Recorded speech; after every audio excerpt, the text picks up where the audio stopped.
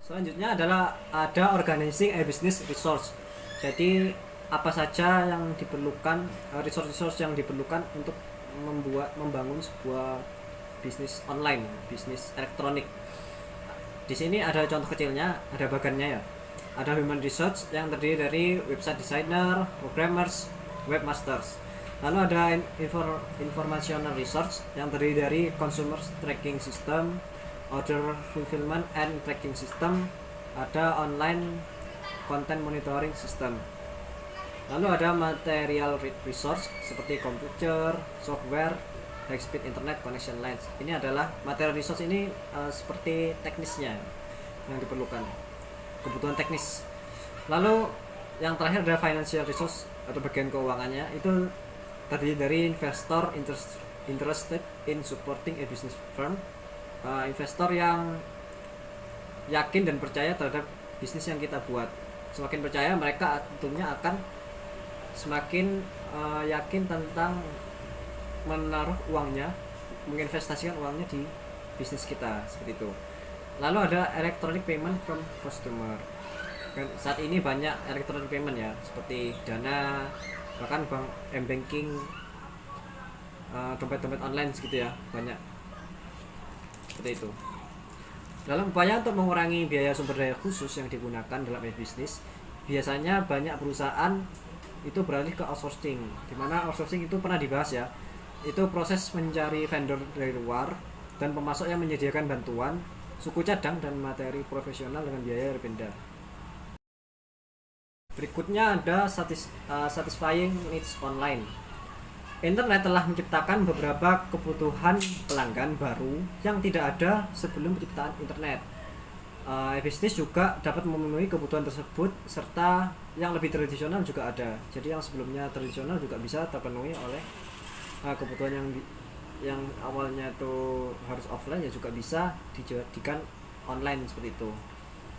Selain memberi produk, internet juga dapat digunakan oleh individu dan perusahaan bisnis untuk mendapatkan informasi.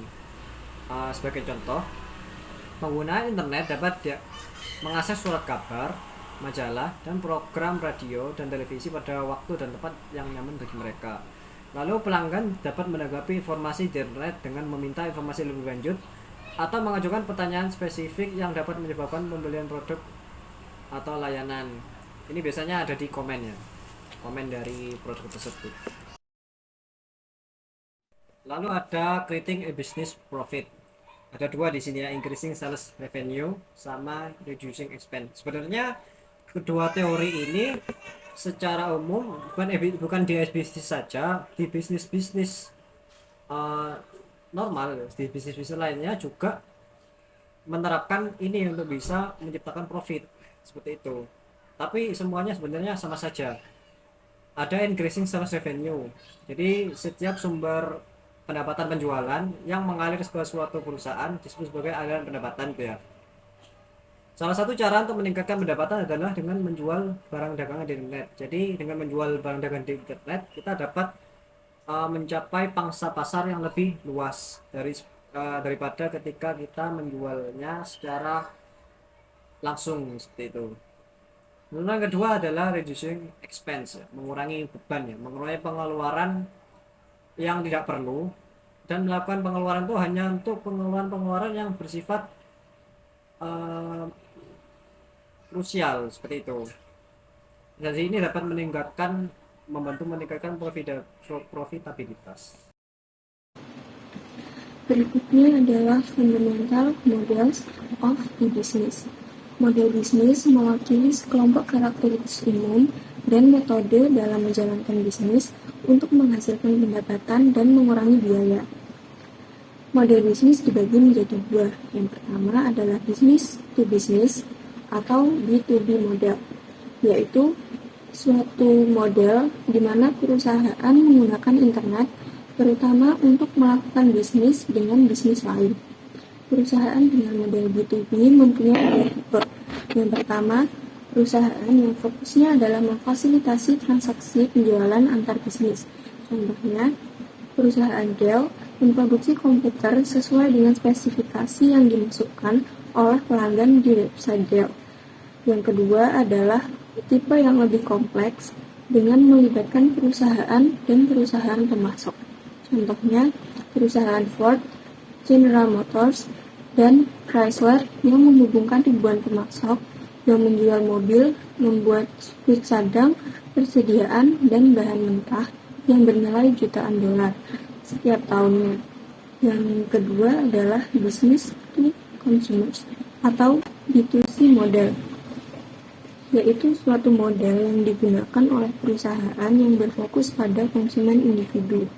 Perusahaan memahami bagaimana konsumen berperilaku secara online. Perusahaan dengan model B2C akan menyediakan akses global sepanjang waktu ke semua jenis produk dan layanannya. Lalu mencoba juga untuk membangun hubungan jangka panjang dengan para pelanggan. Kemudian melacak keputusan dan preferensi pembelian saat pelanggan bernavigasi di situs. Contohnya adalah perusahaan Amazon, Walmart, dan Warby Parker. Yang berikutnya adalah The Future of the Internet, Social Media, and E-Business. Yang pertama, Internet Growth Potential. Jumlah pengguna internet global diperkirakan akan terus meningkat. Alasan utama menggunakan internet ialah karena internet mencakup kemampuan untuk terhubung dengan orang lain, untuk mendapatkan informasi, dan juga untuk membeli produk serta layanan dari suatu perusahaan. Para ahli juga memperkirakan bahwa jumlah perusahaan yang menggunakan e-business untuk meningkatkan penjualan dan mengurangi biaya akan terus mendominasi pembangunan. Yang kedua, ada ethical and legal concerns yang terbagi menjadi ethics and social responsibility. Pengguna yang mengunjungi website tanpa sadar menerima sepotong kecil kode software yang disebut cookie. Cookie ini dapat melacak kemana pengguna pergi di internet dan mengukur berapa lama waktu yang digunakan pengguna saat berada di web tersebut. Beberapa perusahaan juga melakukan data mining yang mengacu pada praktik pencarian melalui catatan data mencari informasi yang berguna. Yang berikutnya, Internet Crime. Istilah umum yang menjelaskan software yang dirancang untuk menyusup ke sistem komputer tanpa persetujuan dari pengguna adalah malware. Malware seringkali berdasarkan niat kriminal atau jahat si pencipta dan dapat mencakup virus komputer, spyware, adware, menipu, dan software lain yang mampu melakukan kegiatan kriminal. Yang berikutnya, Future Challenge for Computer Technology, Social Media, and E-Business. Dalam upaya mengurangi biaya dan meningkatkan aksesibilitas, beberapa perusahaan dan individu menggunakan cloud computing. Cloud computing adalah jenis penggunaan komputer di mana layanan yang disimpan di internet disediakan untuk pengguna secara sementara. Saat ini, para manajer dan karyawan suatu perusahaan e-business harus menghadapi kekuatan internal dan juga kekuatan eksternal yang bisa mempengaruhi cara bisnis menggunakan teknologi komputer. Yang pertama, internal forces. Terdiri dari kegiatan perencanaan, pembiayaan yang tersedia, basis data informasi, keputusan manajemen, sumber daya manusia, struktur organisasi, dan Green IT. Istilah Green IT ini digunakan untuk menggambarkan semua kegiatan perusahaan untuk mendukung lingkungan yang sehat dan menopang planet. Yang kedua, internal forces. Terdiri dari globalisasi, masalah hukum, permasalahan politik, teknologi, kompetisi, masyarakat, dan faktor demokratis. Sekian penjelasan presentasi dari kelompok kami. Kurang dan lebihnya mohon maaf. Wassalamualaikum warahmatullahi wabarakatuh.